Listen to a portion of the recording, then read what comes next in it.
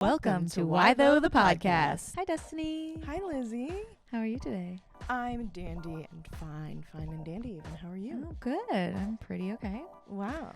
We're here at Why Though the Podcast. We're here at Why Though the Podcast. Thank you so much for joining us, Yay. listeners. We're back. I'm so excited because we had a little warm spell after what I would call perfect Portland weather. And the perfect Portland weather has returned. We're back in sweaters and jeans. I'm even wearing rain boots. I saw that it might rain today, so I was like, I'm wearing my boots. I love that. We returned, and I'm once again coming into my power, which means I will stay inside and take copious amounts of vitamin D. Well, and I also would like to point out to our listeners that are just listening and not viewing that you're wearing a ghost sweater. It's perfect, and black lipstick. She's ready for the spookiness. Thank you. It's blue, but I'll take it. Blue lipstick, sorry. I kind of saw that as I said black, but it's okay. It's a dark blue, okay? It's okay, I'll take it. Well, speaking of shoes, I'm wearing Converse, but we do have a question about shoes today that was sent to us by an actual reader. And there are many ways that you can send Lizzy questions, including her email and any other way you can get a hold of her, carrier pigeon, skywriting. We've talked about this, but you can also text Lizzy. Yeah, you can text the word advice to 503-751-8731, and then you can click the link and subscribe. It will cost you a little money after the first week or two, I think, but worth it because I will also be texting you like every day. Yeah, if that's something that you're interested in your life. And I love it when people send me questions. Send me your questions. The juicier, the better. This one's not like super juicy, but it's interesting to me. Yeah, we immediately started talking about it. So I think that means that there is something to be said. Yeah. So without further ado, Our question. Dear Lizzy, should it be an automatic courtesy to remove your shoes when entering someone else's house? What are the pros and cons of removing and not removing your shoes when visiting someone else's house? I.e., ask first. Stinky feet if you take your shoes off, so best to wear your shoes. Asking from unsure-footed. You know, I was just, as you're reading this question, I was thinking, this is a problem I think that has reemerged since there was this like 2-year period where no one went into anyone else's house. Right. And so everyone got pretty like settled in their own ways. And part of me when I was thinking like, whose house would I go into that I don't know their shoe protocol? That's true though. Yeah. But you might now. You might. And I have had people, my house is a no shoe house. Okay. And I just, you know, when I think back, I don't think I grew up in a no shoe house. I really, I'm not sure. I would have to check back with my family, my brother who remembers everything. But I think we kept our shoes on, really. Except if it was muddy outside, which is, you know, like half the year. Right, yeah. But I like taking shoes off. We take our shoes off because it keeps the house cleaner, in my opinion. And I just, we have, you know, it's just our habit. And I do think that when you walk into somebody's house, you can pick up context clues on this. So like, you don't have to take your shoes off in everybody's house. If somebody asks you to, I think you should. You definitely should. It's rude if you don't, I think. Yeah, I think it's actually pretty rude. Yeah. You shouldn't go to their house. Yeah. But if they don't say anything, but you see next to the door a whole pile of shoes. And nobody else is wearing shoes. Yeah, you notice, they don't have shoes on. I would say take your shoes off. Yeah. But Destiny, you were saying you don't take your shoes off when you go into someone's house. So in your own house? I don't. Well, so growing up in my house, we were not a shoes off household. Okay. But also because I grew up in a household that always had hard floors. So I think that's also why the comfort level, I think people kept their shoes on. I have pretty bad, and so does my mom, have pretty bad plantar fasciitis. So I occasionally have to get cortisone shots in my heel, which are about as fun as they sound. And so I wear special inserts in my shoes for arch support. So that's one reason why I keep my shoes on. But it's not like if somebody asked me to take my shoes off, I'd be like, I'm sorry, my arch support. No, I take them off. It'd be fine. That's just why it's my natural inclination to keep them on. Right. So even when I take my shoes off in my house, I wear like special slippers. Yeah. Okay. Because my foot will hurt. But also the other reason is because I hate wearing socks. Yeah. I'm an ardent sock hater. I don't like to layer clothing. So if I'm wearing like a sweater, I don't wear a shirt underneath it. I'm just wearing the sweater. Yeah. I'll just risk the heat difference during the day. Oof, that's a tricky proposition in the summer, fall, winter, and spring here in Oregon. Yeah, I really have to check the weather because I hate the feeling of layering clothing. So that's kind of why I also don't love to take my shoes off in other people's houses because I don't love people to see my dogs. You know what I mean? I think, there's also like the cultural element of it. Some cultures, it's like super disrespectful to wear shoes. Absolutely. Inside. Yeah, I grew up with a lot of Asian friends, and it's like automatic that when you go into an Asian household, typically you take your shoes off. If I know I'm going somewhere where I'm supposed to take my shoes off, I will wear socks. Yeah. Yeah, I mean, it may be even worth it to just like put socks in your bag, have socks in your back pocket. Smart. When I was young, I remember babysitting for this family, and I don't remember any. Well, it was one of the worst babysitting jobs of my life.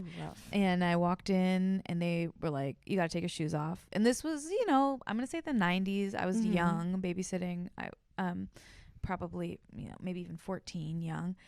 I started babysitting when I was 11. Destiny. I remember you saying that. So crazy. But so I could have even been younger. But yeah, I remember. I also don't like socks. I have to say, I do not like socks. And plenty of times of year, I will not be wearing socks. And I don't have a problem going barefoot. And I took off my shoes and I was barefoot. And the woman flipped her lid, and she went and like found a pair of socks for me to wear. That's insane. Like they were having a dinner party, and I was accidentally didn't realize that I had been enlisted to watch like a bunch of people's children from the ages of like infant to 5 or older. It was a terrible babysitting job. I'm insane. Sure I got paid $3 an hour, and I don't think they gave me food. I was really hungry. Anyway, for that reason, I would say bring a pair of socks with you. Honestly, not a terrible idea. Yeah. And something that maybe I'll do in the future. I've never, even though I don't wear socks, and I've never run into like an issue where I felt I've had to take my shoes off at somebody's house and I felt uncomfortable. In terms of like stinky feet, I've had people say to me when I say I don't love to wear socks, they're like, "Don't your shoes stink?" Yeah. No, because I know that I don't like to wear socks and that it can make your shoes stink. I just spray my shoes with stuff. Well, there you go. So they don't smell. Right. Because your feet do sweat. Yeah.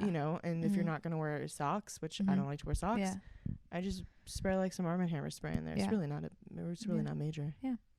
That's really smart. When I was a little kid, I also hated to wear socks and wore the same like slip-on. Were they the jelly shoes? No, they were Converse. And they smelled very bad. Yeah, or kids got little stinky feet. But, I think... As far as this question asker goes, I don't think it's automatic. No. I think you should definitely ask if you're unsure. If you get picking up context clues. Yes. But also like in some houses, it isn't what people do. Yeah, definitely. And there are situations where there's things on the floor you don't want to step on or whatever. Like, I don't know. I think that we're all adults here. We can be respectful of other people's choices. And, one thing about your house, your living space, is you get to decide the rules for, entry. Yeah. And so I think that you should just respect the people whose house it is. Yeah. Like my adult home, if you wanted to come out, if you wanted to take your shoes off, you absolutely could. If you wanted to keep them on, you could also do that. Right. If you needed a pair of socks, I would loan you a pair, but I wouldn't care if you had your dogs out in my home. I don't mind. Whatever you wanted, I don't care. But some people really do. And it's nice of those people to let me into their home. The least they could do is take my shoes off. Right. Yeah. In my house, it's like we all take our shoes off. Most people who come in kind of like pick that up. Yeah. And if they don't, it doesn't bother me until so our bottom floor is wood floor. And then the stairs going upstairs are carpeted and the upstairs is carpeted. So I do like if somebody walks on the carpet in shoes, I get a little like, oh, please don't. Because it's so much harder to clean carpet. Absolutely. And like it's, you can mop the floor. I have a mop. I don't have like the carpet cleaning things. So, So just like use your best judgment. For sure. If you're at my house and you're wearing shoes, just don't go on the stairs. It's nice of you to ask on sure-footed, to be honest, for you to think about it. It's pretty courteous. Yeah, I think so. Thinking about it, that's the first step. Yeah. Yeah. Polite of you. Yeah. Yeah, some people are not this polite, obviously, and will ignore all context clues. Oh, absolutely. You know what I mean? Like, yeah. Right. Yeah. So I think you're doing it right. unsure-footed. Yeah, absolutely. And thank you so much for writing in to Lizzy this question. You can find Lizzy's email to write her in your very own question, listeners, to this in the description below, but also by visiting OregonLive.com/why though. You can find a bunch of old advice columns and the upcoming advice column, which comes out every Tuesday, and old episodes of this very podcast that you're listening to. That's OregonLive.com/why though. Yeah, go there. I mean, that's where all of this information is, and we do this every week. We sure do. And we also have a little segment coming up for you guys. Yeah, we're trying out some segments. We are. And feel free to let me know how you think, what you think of our segments by texting the word advice to 503-751-8731, and then just click the link and subscribe. Yes, please. And then Lizzy will actually text you. I would love to. A lot of those texting services are like, like robots. This one is actually Lizzy. It's not a Lizzy robot. No, I don't. We don't have that technology yet.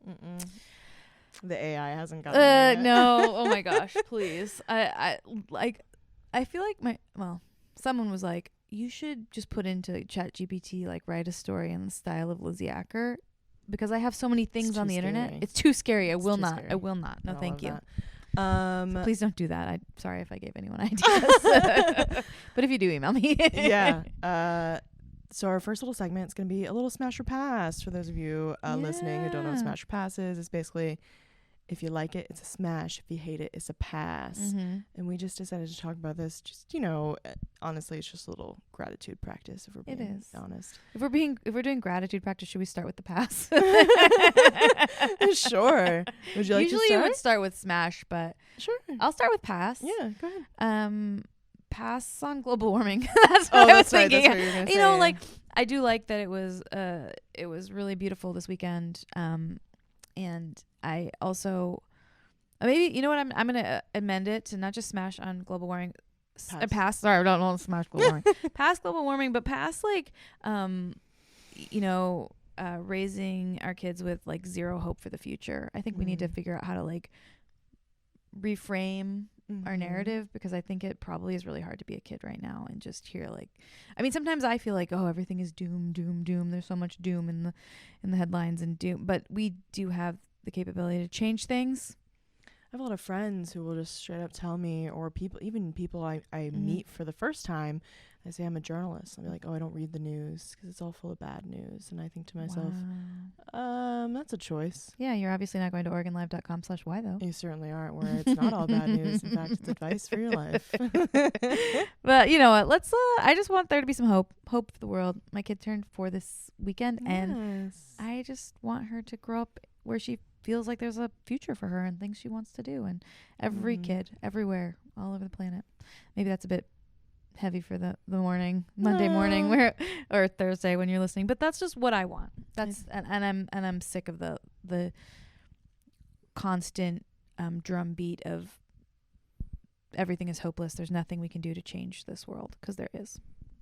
I think that's very real. My pass is the idea that getting older is bad. Ooh, yeah, pass on that. So whoever's listening to this is going to hear me say that I just turned 31 and they're going to roll their eyes real hard. But and I understand that I'm not old by any means.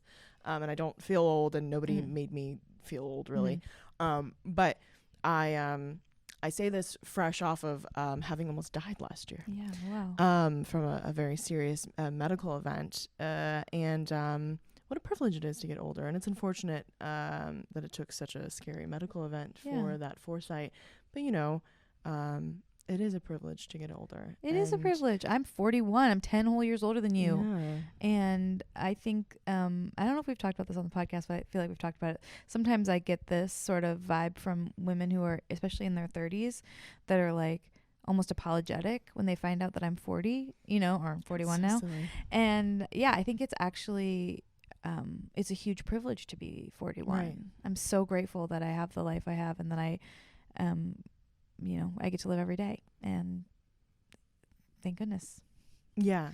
I feel grateful to have celebrated my 31st birthday, and we're glad you're here. Thank you so much. I'm also glad to be here. Yeah, it's just I see, there's you can see it everywhere. Both men and women are pressured in different ways as they get older and Of course, it's certainly different for women in terms of looks and expectation and everything. Yeah, you can see it everywhere you look, and I think that's very, very silly. So I'm glad to have turned another year older, and I'm looking forward to turn another year older next year. It's gonna be great. Yeah.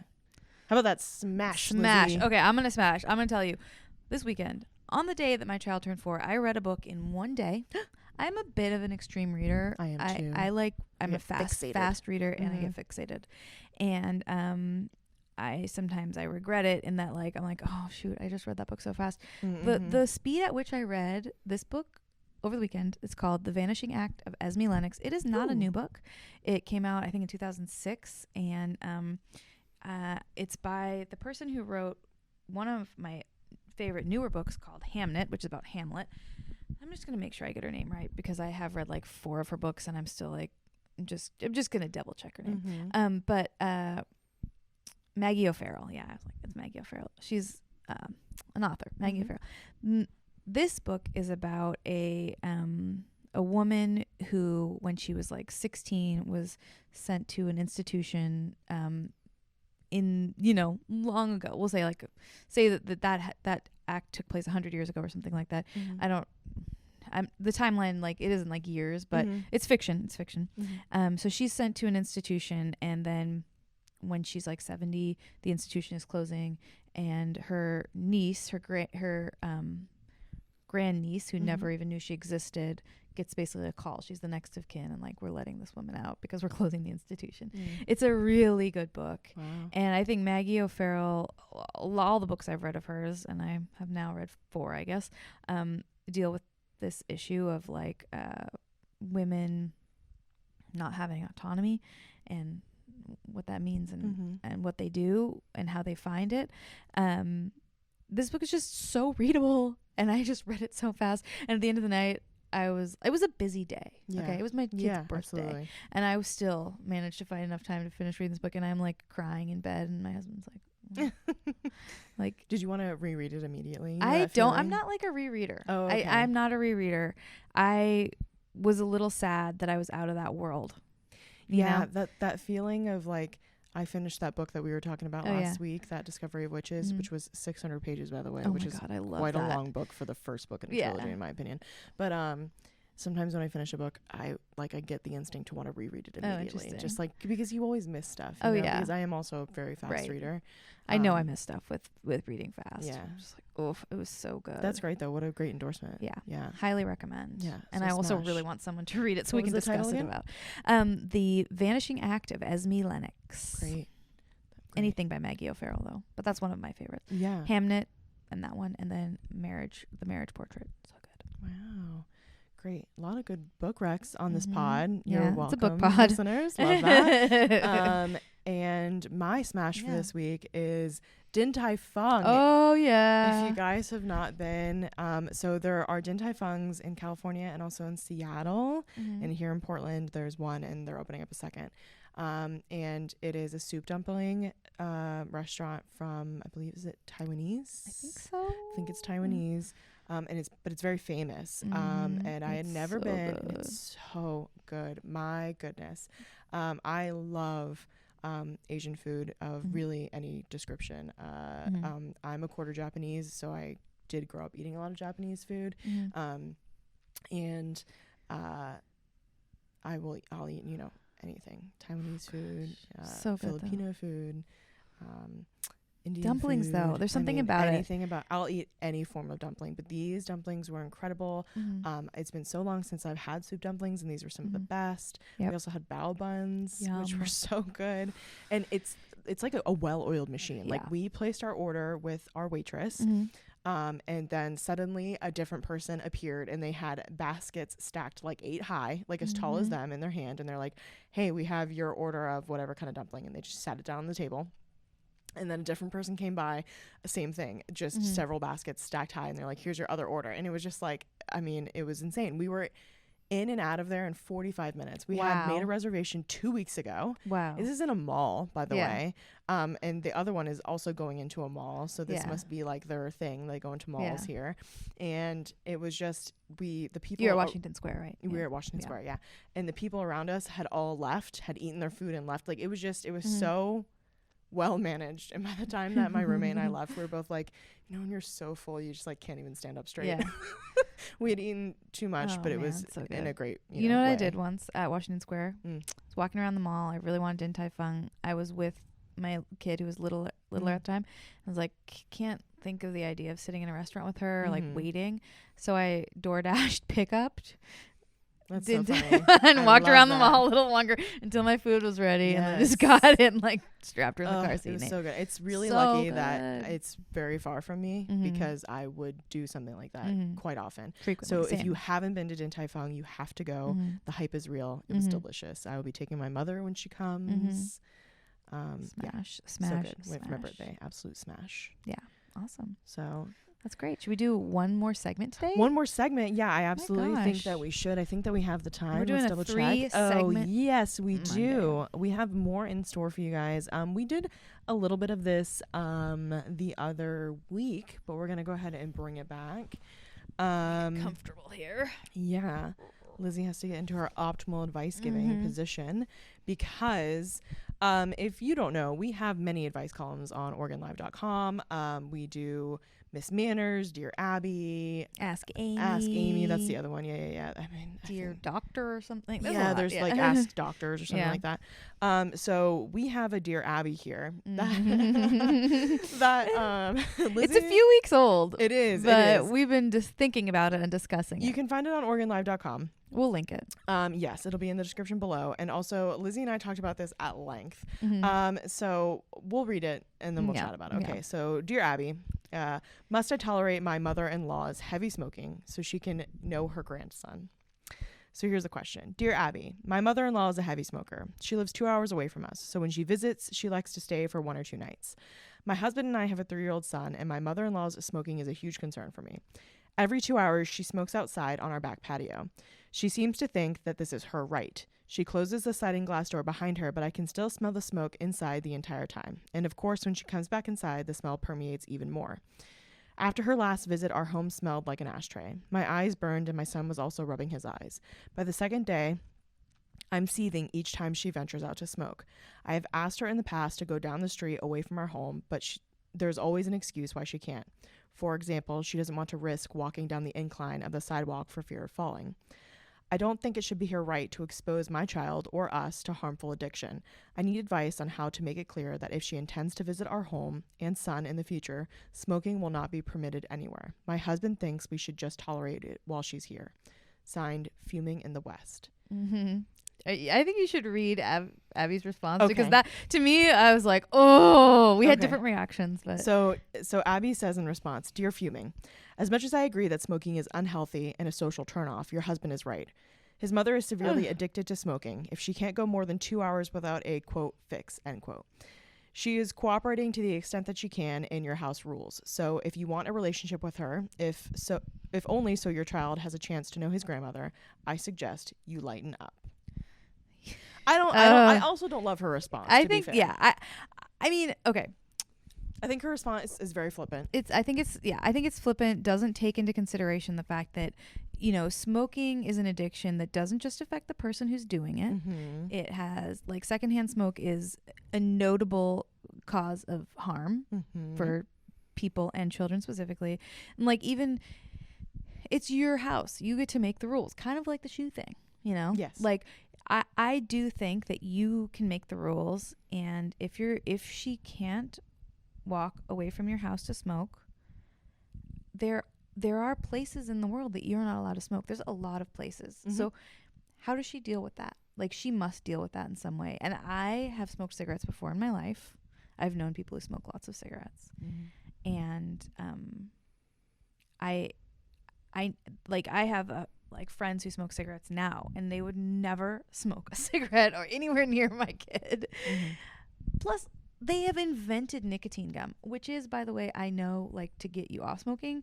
But if you are a heavy cigarette addict or even a mild cigarette addict, or you like nicotine, you can just chew nicotine gum and it gives you that fix that you need for like 2 hours. If you're going to, say, take a plane, you might chew some nicotine gum.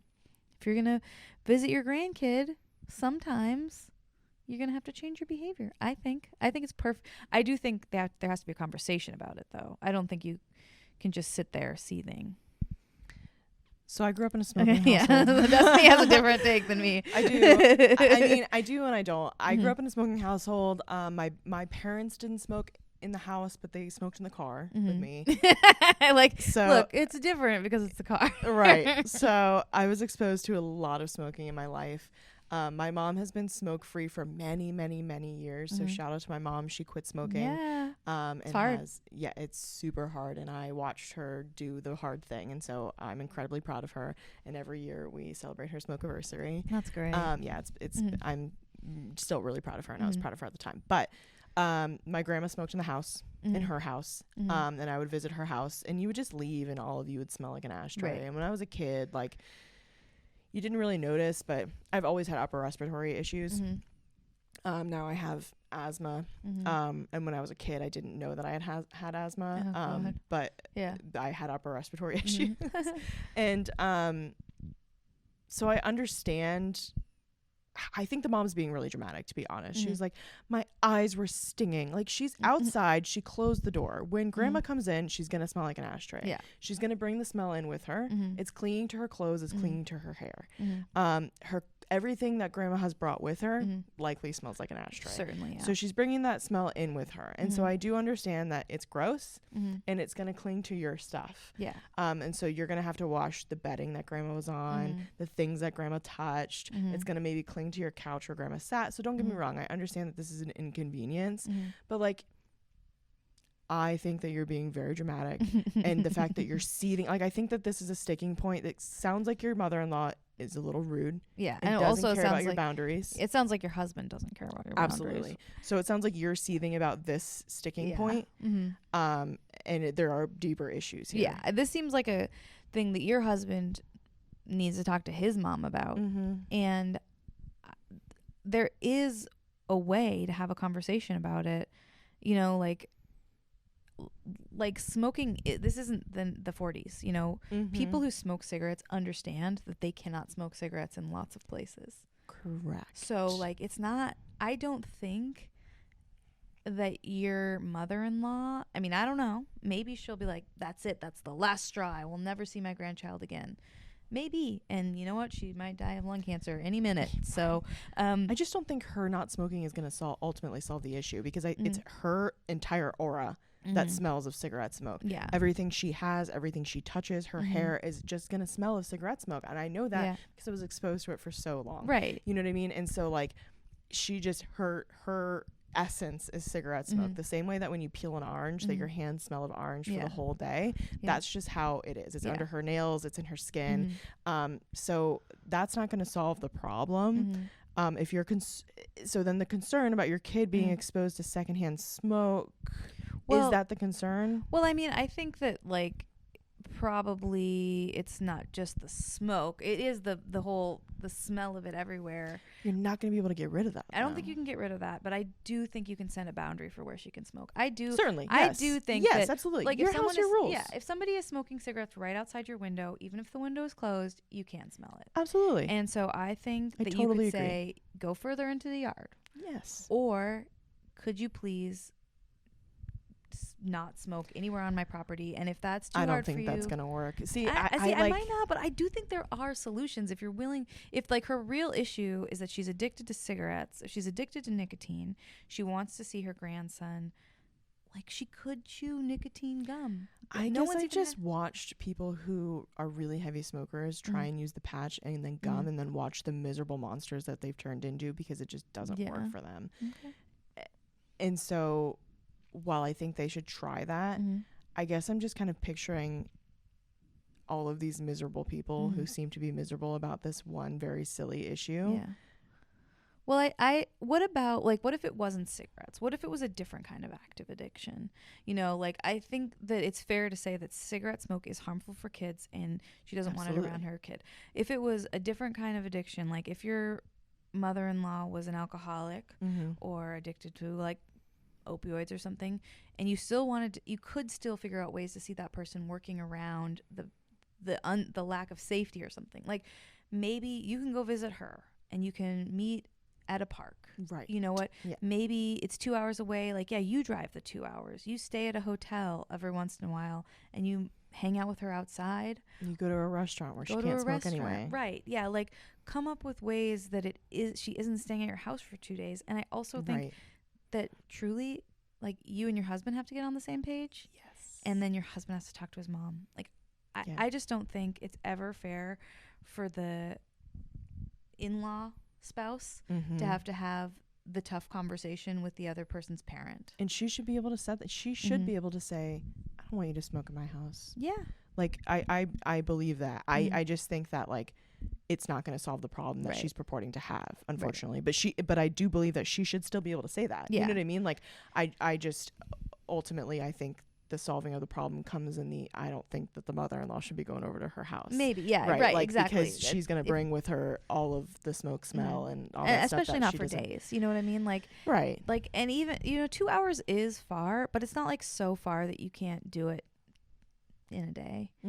So, like, I think you could go to her but ultimately you and your husband have to agree. Yeah. And then no one, it seems like, has even had a real conversation about this with her. If it was my mom, you know what I would say? I want you to stop smoking because I don't want you to die. You know what I mean? Like, yeah, but you I had that conversation several times. Right. But as the in-law, you can't have that conversation. For sure. But a kid can and should have that conversation with their parent. Definitely. Like, if it was alcohol, for example, you would hopefully want to say to your parent, you're killing yourself and you're making it impossible for me to be around you. Maybe you can't, but you also, that's on you and not your wife. Yeah. No, yeah, absolutely it is. Yeah. And you're putting your wife in an unfair position by not, whether you agree with it or not making a stance about it. Right. You're basically pitting your wife against your mom, and that's not fair. Yeah. Absolutely. So as usual, it's the man's fault. No, just no. But also, it's just wild to me that this Dear Abby response is literally like half a paragraph, and the question that was sent in was like 4 paragraphs. Right. And also, like, her response is basically "get over it." Yeah. Which I think is, like, pretty unfair. There's more. You could say more. Say more. Yeah. Dear Abby, say more. Yeah. You get? I mean, please read her column, and we really love having her column. But also, like, wow. I mean, I read the columns as they come through. Yeah, so I mean, don't get me wrong, she's got me. But yeah. But yeah, I didn't necessarily agree with this one. Yeah. And if you're looking for more nuanced advice, or you have a question, you can send it to me. You can go to OregonLive.com/whytho, WHYTHO. The cool spelling. And that's where you'll find us. Absolutely. You can find all old episodes of this very podcast that you're listening to, and also old advice columns. New advice columns come out every Tuesday, but I think we advised pretty well today. We really did. We are getting so good at this. Really good at we this. are going to get more plaques. You and me, more plaques. Thank you so much for listening. We appreciate it, and we'll be back next week with more advice. Bye. Bye. Great work as usual. Thanks for listening to Why Though the podcast. Listen to other episodes and read my column at OregonLive.com/whythough. You can support us by leaving a 5-star review or heading over to OregonLive.com/pod support.